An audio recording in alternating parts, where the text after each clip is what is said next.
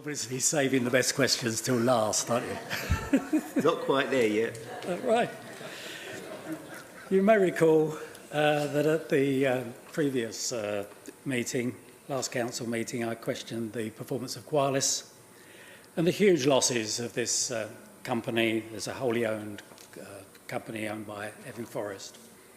Since that meeting, I've been doing quite a lot of research, and that is of the publicly available information. Obviously, I can't look at the other information, but the public information, and it is very, very disturbing. In fact, I've actually written a 60-page report, but I won't share it with you tonight because I don't think we've got the time. We haven't got time. My first question, I've got a number of questions, and I'd like you to hear them all. My first question is, there were 17 directors of Qualis during the 5 or 6 year period. I'd like to know, and they were appointed by Cabinet and Epping Forest District. I'd like to know if any were professionally qualified.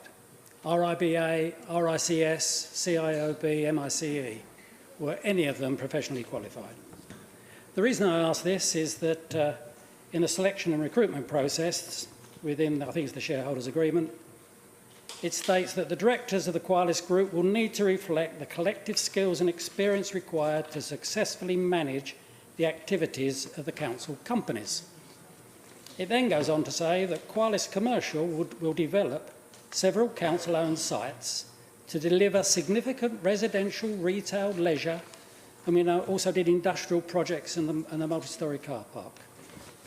And the estimated value of these investments is £100 million.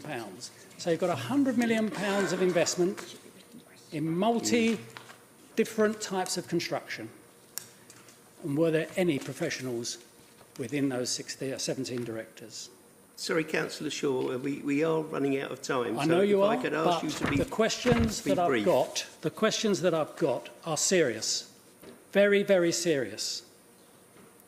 My second question is, why didn't the Cabinet, during those years, effectively monitor the performance of Qualis as required by the shareholders' agreement? Qualis produced a business plan showing a profit of 24 million. From that day onwards, almost every quarter, it lost money. Yet the decision noted by the Cabinet after almost every meeting was, this is the printed decision, the Cabinet noted and agreed the report. It did nothing. There was a material event occurred when Springwood Grove... there is one that is very, very serious here. Sorry, I realise they're serious. What is the question? And if these things are that serious, I suggest that they are dealt with outside the meeting. Because no, this one needs to go public.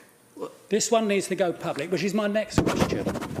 Why did Qualis, let me state this, why did Qualis award the major construction projects, the 3 major house building projects, to two companies, tiny companies, within the company house documents? During that period, both of them were not employing more than 10 people, and both of those companies were exempt from producing audited accounts. Those 2 companies did not produce audited accounts throughout the whole period. They were small companies.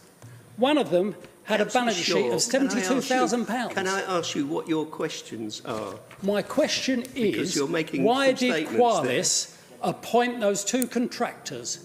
What was the procurement procedure for that company? Okay. This was a disgrace, an absolute disgrace, and it smells of corruption. Councillor Shaw, we have a very short time. Fine. So I will now ask my final question. My final question. One question at a time. We've said that right at the beginning. You've got a range of questions there. Right now, I will ask the leader to respond, but I think a lot of these questions will have to be dealt with separately.